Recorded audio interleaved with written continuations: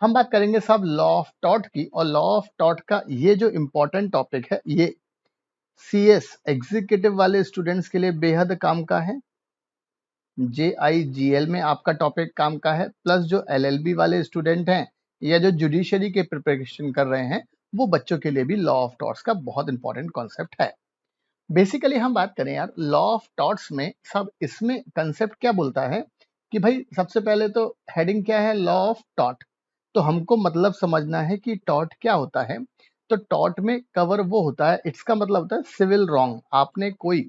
आपकी कोई legal duties थी, आपने वो लीगल ड्यूटीज परफॉर्म करने में कोई गलत काम करा, उसको हम क्या बोलेंगे, लॉ टॉट वाला एक्ट किया है आपने, और अकॉर्डिंगली सामने वाला इसके बेस पर केस फाइल कर सकता है। ध्यान से, in order to make a person liable, अगर हमको किसी व्यक्ति को जिम्मेदार ठहराना है इस एक्ट में, तो उस व्यक्ति ने कुछ काम किया हो और वो काम सिविल रॉन्ग हो, तो उसको हम लॉ ऑफ टॉर्ट्स में जिम्मेदार ठहरा सकते हैं।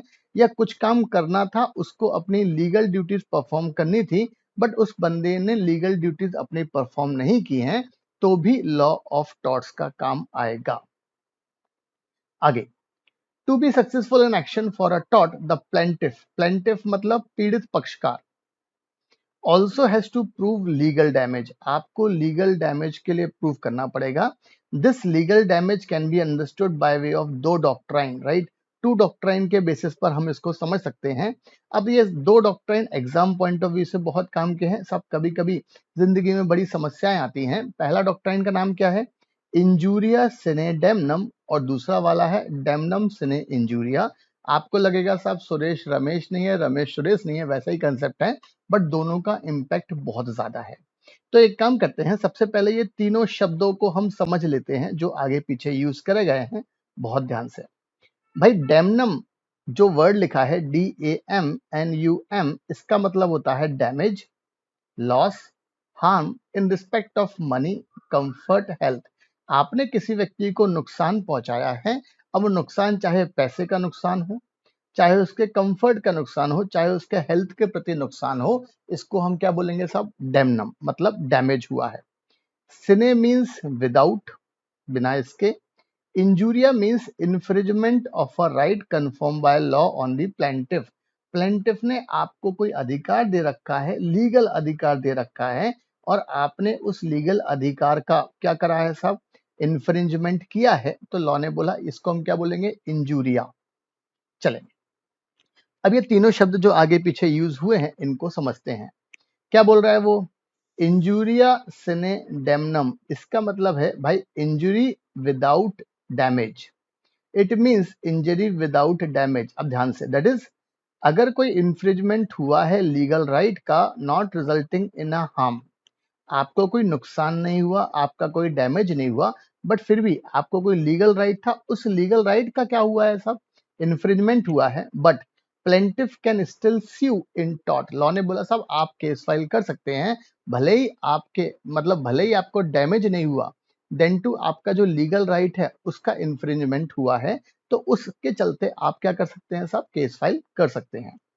एग्जाम्पल की बात करें, the act of trace passing, आपने किसी की जमीन पर जबरदस्ती कब्जा कर लिया, upon another land is actionable, मतलब आप इसके लिए कोर्ट में जाकर केस फाइल कर सकते हैं। आपको नुकसान नहीं हुआ, आपकी जमीन पर कोई उसने कंस्ट्रक्शन नहीं करा, कुछ नहीं करा, सिर्फ जमीन पर उसने साहब दो खूंटे गाड़ दिए साहब, वो आपकी जमीन पर उसने क्या कर लिया, अधिपत्य कर लिया है। Even though it has not cause the plaintiff even a slightest harm, आपको कोई नुकसान नहीं हुआ, बट फिर भी आपको एक लीगल रेमेडी का इन्फ्रिंजमेंट हुआ है, आपके लीगल राइट का इन्फ्रिंजमेंट हुआ है। तो इस कंसेप्ट को हम क्या बोलेंगे, इंजूरिया सिने डेमनम, इंजरी विदाउट डैमेज। चले, नेक्स्ट डॉक्ट्राइन क्या बोल रहा है साहब, डेमनम सिने इंजूरिया, मतलब डैमेज विदाउट इन्फ्रिंजमेंट। आपको नुकसान तो हुआ है लेकिन कोई आपका लीगल राइट का कोई उल्लंघन नहीं किया गया है। डेमनम सिने इंजूरिया, ये तीनों शब्द याद रखना, बहुत प्यार से लिख सकते हो आप। The maxim means this, that in a given case a man has suffered damage yet have no action in tort। आपको नुकसान तो हुआ है बट आपको टॉट, लॉ ऑफ टॉट में केस फाइल करने का अधिकार नहीं है इस केस में, because damage not to be interest protected by the law of torts, क्योंकि आपको जो डैमेज हुआ है सब वो उसका लॉ में कोई प्रोटेक्शन नहीं है। Therefore causing damage, however substantial to another person, is not actionable in law unless there is also a violation of a legal right of the plaintiff, right? तो लॉ ने बोला साहब अगर आपका लीगल राइट का violation हुआ है तो ही आपको अधिकार है, अदरवाइज कोई अधिकार नहीं है। अरे भाई सिंपल चीज है साहब, शर्मा जी की कचौड़ी की दुकान है, समोसे की दुकान है शर्मा जी की, उसके बगल में वर्मा जी ने एक और समोसे की दुकान खोल ली है। किसने खोल ली है? वर्मा जी ने। तो लॉजिकल है यार, जो कस्टमर पहले शर्मा शर्मा जी के यहाँ आते थे उसमें से 3 कस्टमर तो यहाँ पर भी जाएंगे। अब यार शर्मा जी वर्मा जी बोले कि भाई देखो यार साहब मैंने दुकान खोली है, मैं तो दुकान चलाऊंगा। शर्मा जी बोले यार ये वर्मा जी की दुकान की वजह से मुझे लॉस हुआ, क्या आपका कोई लीगल राइट का इन्फ्रिंजमेंट हुआ? आंसर है ना। तो लॉ ने बोला आपको इसमें लॉ ऑफ टॉर्ट्स में कोई भी केस फाइल करने का अधिकार नहीं है। If I own a shop and you open a shop in neighbourhood as a result of which I lose some customers and my profits falls off, I cannot sue for the loss in profit because you are exercising your legal right। भाई वर्मा जी को भी दुकान खोलने का अधिकार है, कहीं भी दुकान खोल सकते हैं। आप ये बोलकर केस फाइल नहीं कर सकते कि साहब वर्मा जी की दुकान की वजह से मुझे लॉस हुआ है। लॉ ने बोला यार फालतू बात ना करो। तो ये है आपका लॉ ऑफ टॉर्ट्स का। अगर आपको चार्ट्स ऑर्डर करने हैं तो आप बिंदास चार्ट्स ऑर्डर कर सकते हैं हमारी वेबसाइट पर, और वेबसाइट का नाम आपको ये दिया है। आप बिंदास जाके यहाँ पर सब सिर्फ 99 रुपीज में ई बुक पढ़कर आप इंजॉय कर सकते हैं चार्ट्स के। Thank you.